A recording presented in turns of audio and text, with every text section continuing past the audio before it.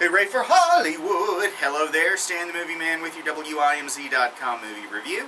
This week in a close vote, it was Lee Daniels' The Butler, starring Forrest Whitaker, Oprah Winfrey, Terrence Howard, Cuba Gooding Jr., Elijah Kelly, David Oyelowo, and more. It is the story of a butler who served in the White House for several administrations.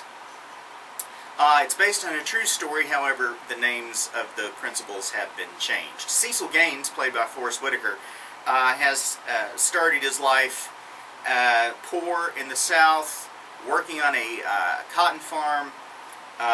He witnesses his father being murdered by the farm owner. His mother goes crazy after that, who, by the way, his mother's played by Mariah Carey in the movie. She does a pretty good job, really, although she doesn't say anything.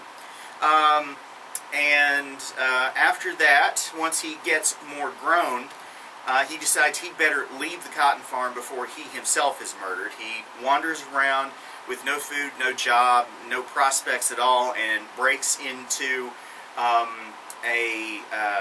bakery shop at the base of a hotel.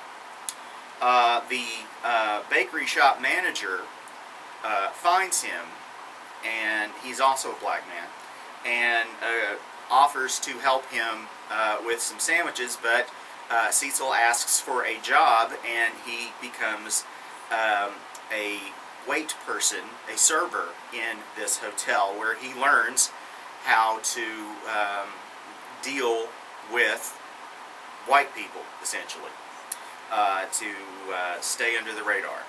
He gets a job at a private club in Washington, D.C., where he is found by the person who oversees the White House domestic staff and is offered a job as a butler in the White House. The story is told in conjunction with parallel lines with the civil rights movement, and how the civil rights movement and Cecil's job affects his relationship with his children, played by Elijah Kelly and David Oyelowo. I hope I'm pronouncing that correctly. As David Oyelowo is Louis Gaines, who, as he grows and becomes a man, becomes more militant in his civil rights work, and is a part of the various marches in the South, and also a freedom rider, and eventually becomes a member of the Black Panthers. The friction this causes between Louis and Cecil, how it affects the family, and how Cecil's work in the White House affects his views, are primarily the big part of the movie. The movie's very sentimental. It sets up Cecil and his wife Gloria, who's played by Oprah Winfrey, as a very sweet, loving couple who have to deal with all these various pressures, just the usual marriage stuff. Like, Cecil's always at work, so Gloria ends up becoming involved with a neighbor, and played by Terrence Howard.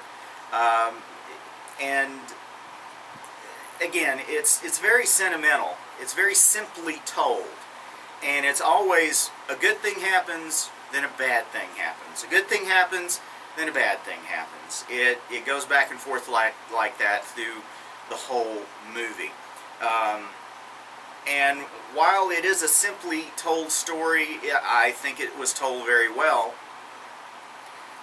It is a heart tugger, and you might have on occasion the need for a hanky, but it's a very entertaining story, but at the same time it's very difficult to watch, especially as the freedom riders are attacked on board a bus as they're traveling through the South, or they're sitting at a lunch counter and they're attacked and arrested and beaten up, and all the things that happen. So, sentimental, simply told, but well told.